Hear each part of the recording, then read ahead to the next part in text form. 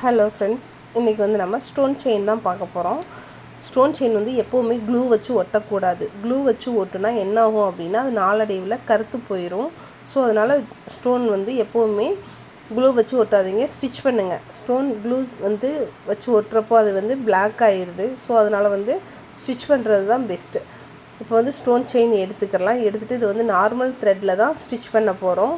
Okay, normal த்ரெட்டில் எடுத்து stitch பண்ணுறப்போ வந்து அது வந்து ரொம்பவே அழகாக வந்துடும். அந்த ஃபஸ்ட்டு ஒரு எட்ஜு மட்டும் தான் லைட்டாக தூக்கிட்டு இருக்கிற மாதிரி இருக்கும். அந்த இடத்துல மட்டும் லைட்டாக க்ளூ போட்டாலே போதும், அது வந்து அப்ளை ஆயிரும்.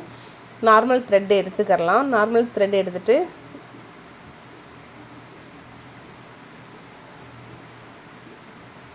நல்லா கவனமாக பாருங்கள். கீழே வந்து குத்திட்டு மேலே எடுக்கிறோம்.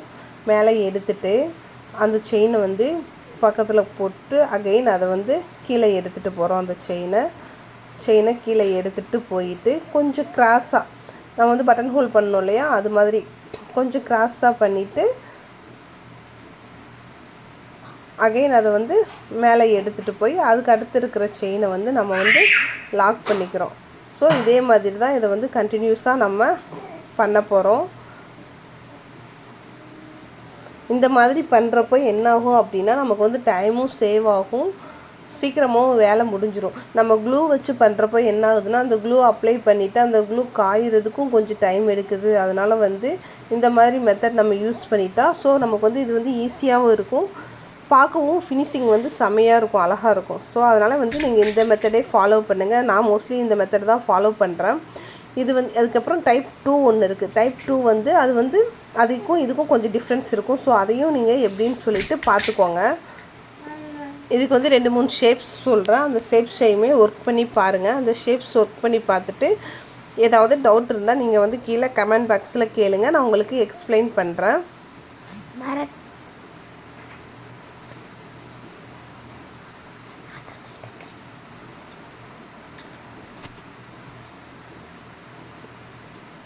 வந்து கொஞ்சம் கிராஸாக எடுத்துகிட்டு போகிறோம், அவ்வளோதான். கிராஸாக எடுத்துகிட்டு போயிட்டு நம்ம ஒரு ஸ்ட்ரெயிட் லைன் போட்டோம் இல்லையா, அந்த ஸ்ட்ரெயிட் லைன்லேயே அது வந்து அழகாக வந்துட்டு ஃபார்ம் ஆகிட்டே வந்துடும். அந்த செயின் வந்து இது வந்து மூவ் ஆகாது, ஆடாது, அந்த ஸ்டோன் வந்து விழுகாது.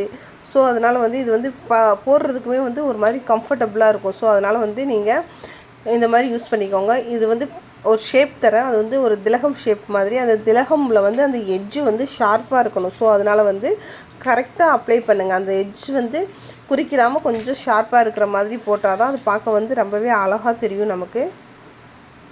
ஸோ அதனால் வந்து நீங்கள் அதே மாதிரியே பண்ணுங்கள்.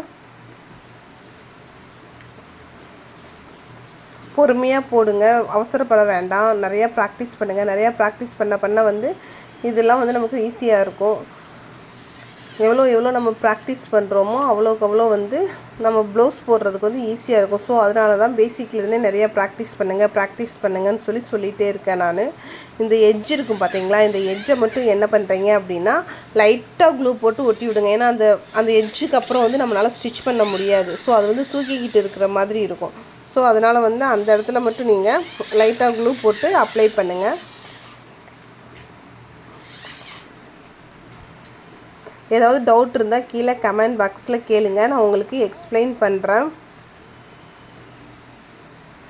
இந்த மாதிரி திலகம் போட்டு அந்த திலகமில் ட்ரை பண்ணி பாருங்கள். அதுக்கப்புறம் ஒரு ரவுண்டு போட்டு அந்த ரவுண்ட்லேயும் போடுங்க. அந்த ரவுண்ட் போடுறப்போ அந்த 2 எட்ஜும் வந்து கரெக்டாக நிற்கணும். இது வந்து டைப் 1. நெக்ஸ்ட்டு கிளாஸில் நான் டைப் 2 எப்படின்றது சொல்லித்தரேன். ஏதாவது டவுட் இருந்தால் நீங்கள் கீழே கமெண்ட் பாக்ஸில் கேளுங்க ஃப்ரெண்ட்ஸ். வீடியோ பிடிச்சிருந்துச்சுன்னா ஷேர் பண்ணுங்கள், சப்ஸ்கிரைப் பண்ணுங்கள்.